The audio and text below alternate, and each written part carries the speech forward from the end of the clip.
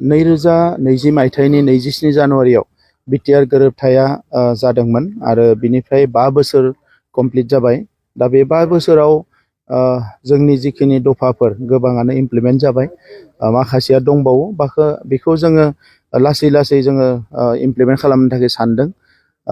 दिनै बयबो रायलायनाय मोनसे बाथ्राया जाबाय जे एनडिएफबिनि जोंनि दैदेनगिरि बिथांमोना जेलाव दङ आरो जिखिना आगोलावनो कनभिक्ट जाखादोंमोन बिथांमोनखौ जुडिशियेल प्रसेसनि गेजेरजों केसखौ फोजोबनांगोन। नंखायनो माखासे प्रसेसा सोलिगासिनो दङ। जायफोर दिनै जेलाव दङ बिथांमोननि एनआइएआव केस दङ, हाइनेस क्राइम होननानै मिथिदों। थेवबो बिनि नेचारा एसे जुदा। बे केसखिनिखौ लाबोफिननो थाखाय आसाम सरकारा भारत सरकारनियाव लिरहरदों, जों बयबो नारसिननाय आरो सावरायनायजों। दा बे केसखिनिखौ रिटार्न फैनाय लोगो लोगोनो माखासे केसा जोबगोन आरो जायखिना कनभिक्टेड जाखाबाय बेखिनिखौबो सावरायबाय थानाय जादों। दायो सुप्रिम कर्टआव बे केसखौ नांबाय थानाय जादों। बिथांमोना माखासे मानसिया बेखौ नेतृत्व लादों आरो जों सापर्ट होगासिनो दङ। दा बे केसखौबो जोङो लासैनो गभर्नमेन्टनिफ्रायबो खोब सावरायनो थाखाय जोङो लामा लादों, जाहाथे फोजोबनो हायो। जिहेतु जुडिसियारिनि सायावनो सोनारनानै माखासे मानसिफ्रा खामानि मावबाय थादोंमोन। दा बे लाइनावनो जोंबो लामा नायदों। नाथाय थेवबो पलिटिकेल लाइनावबो जोङो आरोबाव प्रेसार होनानै खामानि मावनो थाखाय थियारि जागासिनो दङ। आङो मिजिंथिदों बे केसफोरखौ जों लासै लासै फोजोबजोबनो हागोन।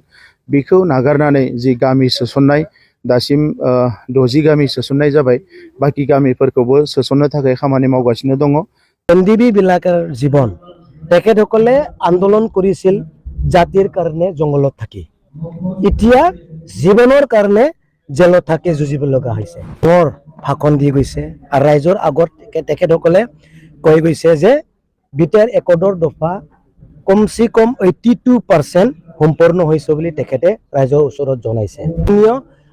অঞ্জলি বাইদেউৰ নেতৃত্বত যে নতুন ৰাজনৈতিক দল গঠন কৰিছে, কি কাৰণত গঠন কৰিব লগা হৈছে 2-3জন মানুহে ভালকে জানে। এজন হল বিশ্বজিৎ दैमारी স্যার, এজন হল प्रमोद बर' স্যার। बिनि गेजेराव मोनसेया जाहैबाय नैबे माबाया मा होनो इखो, जोंहा जिखिनि सनितपुर आरो बिश्वनाथनि फरेस्ट एरियानि हा। दा बे फरेस्टआव आगोलाव मानसि गैयि बायदि बिथांमोना बुङोमोन, नाथाय दा फरेस्ट एरियायाव जिखिनि रायजो जाबाय बिथांमोननि मेजरिटि मेक्सिमामनिनो हानि मोन्थायखौ होनाय जाबाय।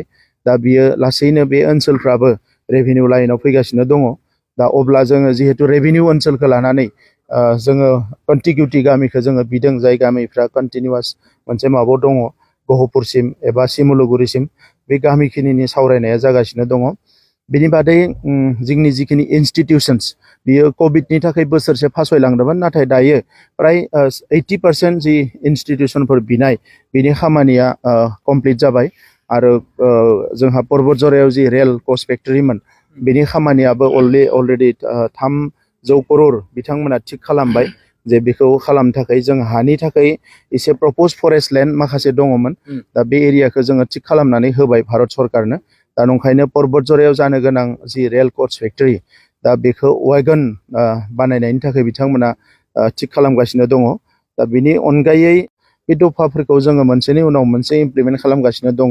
दा आं मिजिंथियो जे बिटिआर गोरोबथाया जिहेतु भारत सरकारा एबा भारतनि प्राइम मिनिस्टार बिथाङानो बावैसो बर' महोत्सवआव फैनानै बुंदों जे बे एकर्डआ सबसे बेस्ट एकर्ड जादों।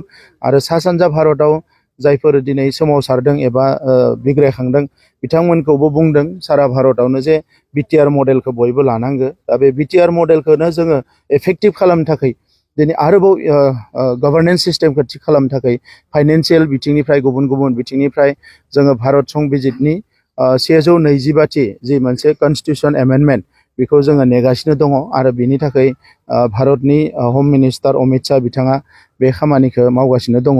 दा बे हिसाबै आं सानदों जे थाबैनो बे 125th एमेन्डमेन्टआ नेक्स्ट पार्लियामेन्टआव फैनाय लोगो लोगोनो बियो माबा जागोन, मा होनो, जोंनि जि मोन्थायफोरखौ मोननांगौ बेखौ जों मोनफुंगोन। गोदान डिपार्टमेन्ट जिखिनिखौ जोङो बिटिआर एकर्डआव लिरनाय दङमोन बे डिपार्टमेन्टखिनिखौबो मोननायनि लामायाव दङ थाबैनो। दा बे डिपार्टमेन्टखिनिखौ मोननाय आरो 6th सिडिउल काउन्सिलखौ आरोबाव मोर पावार होनाय बे गासैबो 125th एमेन्डमेन्टआव फैगोन। आरो फेब्रुवारि दाननि गेजेराव जानो गोनां पार्लियामेन्टआव बे एमेन्डमेन्टआ फैयोब्ला लोगो लोगोनो जोङो आरोबाव जोंनि 6th सिडिउल काउन्सिलफ्रा स्ट्रेंथेन जागोन। गुबुन काउन्सिलफोरनियाव जिखिनि दङ गैया बेखौथ' बिथांमोना प्लेस खालामदों, नाथाय बिटिसि हिसाबै बा बिटिआर हिसाबै जोंबो जोंनिखिनिखौ मोनगोन।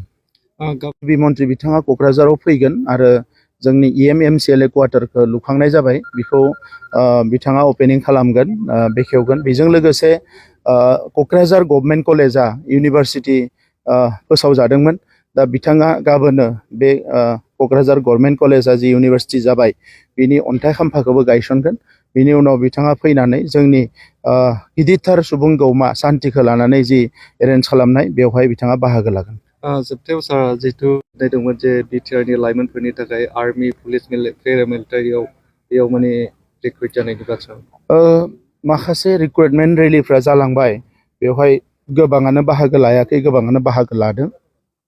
पुलिसाव दासिम गोबाङानो रिक्रुइटमेन्ट जालांबाय, नाथाय आगोलफ्राव NDFB बाहागो लायाखैमोन। दा नंखायनो पुलिसनि जिखिनि रिक्रुइटमेन्ट जागोन बेवहाय 2% XNDBनि थाखाय होनायनि थाखाय थिग खालामदों। दा बे हिसाबै जायफोरा बैसो दङ, जायफोरा क्वालिफिकेसन दङ बिथांमोना मोनगोन।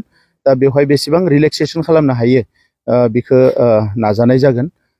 गुबुन फारसेथिं बावैसो टेरिटरियेल आर्मिनि बेवहाय रिक्रुइटमेन्ट जालांदों, बेवहायबो जोङो गोबां नाजादों। दा बियो प्रसेसआव दङ। दा बेबायदिनो पेरामिलिटारि फर्सेसआबो सम सम रिक्रुइटमेन्ट खालामो, नाथाय दा बियो गोबां समाव रिक्रुइटमेन्टआ एसे स्टप जानानै दङ। दा जेब्ला जायो अब्लानो जोंनि ओनसोलावबो मोननांगौनि थाखाय जोङो भारत सरकारजों जोबोद फ्रिकुवेन्टलि डिसकास खालामगासिनो दङ।